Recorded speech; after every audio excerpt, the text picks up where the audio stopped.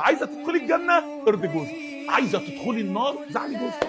اوعي تنكري فضل جوزك عليكي، خليكي انسانه اصيله وبنت ناس، خليكي انسانه بتقدري الفضل. النبي عليه الصلاه والسلام قال اكتر حاجه بتدخل الستات جهنم عدم تقدير فضل الراجل، ان هم بيختزلوا الراجل في المشاكل والعيوب وينسوا شقاه طول عمره عشانها. الرسول بيقول عليه الصلاه والسلام يا معشر النساء، يا معشر من العشره، خلي عشرتك حلوه، خليكي انسانه فعلا تتعشري، تشدي جوزك للبيت مش يهرب من البيت، شديه بجمالك، شديه باهتمامك، شديه بانك اول ما يدخل من البيت قولي له استنى استنى استنى قبل ما اطلب منك اي حاجه قول لي انت عملت ايه النهارده، احكي لي عن تفاصيل يومك، انا عايز اعرف تفاصيلك كلها، انا عايز اعرف تفاصيل يومك كلها، اهتمي، اتكلمي معاه. الرسول عليه الصلاه والسلام بيقول فاني رايتكن اكثر اهل النار. ليه يا رسول الله؟